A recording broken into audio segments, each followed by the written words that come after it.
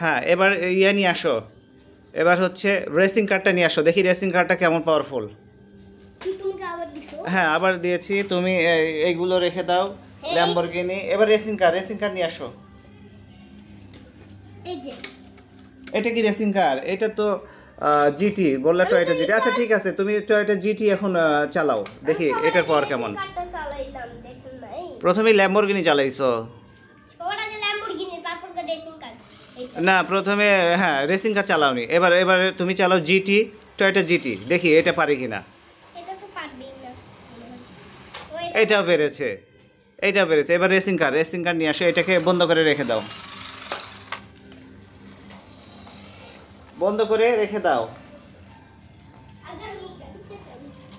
এটাকে বন্ধ না করলে এটাও চলা শুরু করবে।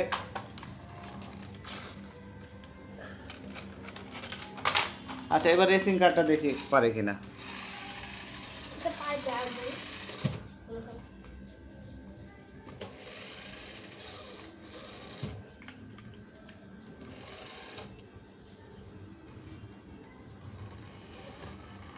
তিনটে বেড়েছে। তোমাকে এইটা একটা নর্মাল ট্র্যাক হয়েছে, তোমাকে আরও জটিল ট্র্যাক তৈরি করতে হবে। ঠিক আছে, এই পর্বে দেখা গেল যে তিনটা গাড়ি মোটামুটি পাওয়ারফুল আছে। ঠিক আছে, তিনটা গাড়ি রিমোট কন্ট্রোলের গাড়ি মোটামুটি পাওয়ারফুল আছে।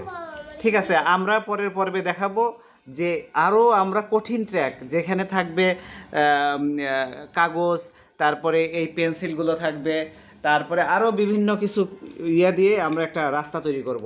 সেই রাস্তাতে তিনটাই চালাবো, তারপরে দেখবো যে কোনটা বেশি পাওয়ারফুল, কোনটা ওই সব রাস্তায় চলতে পারে।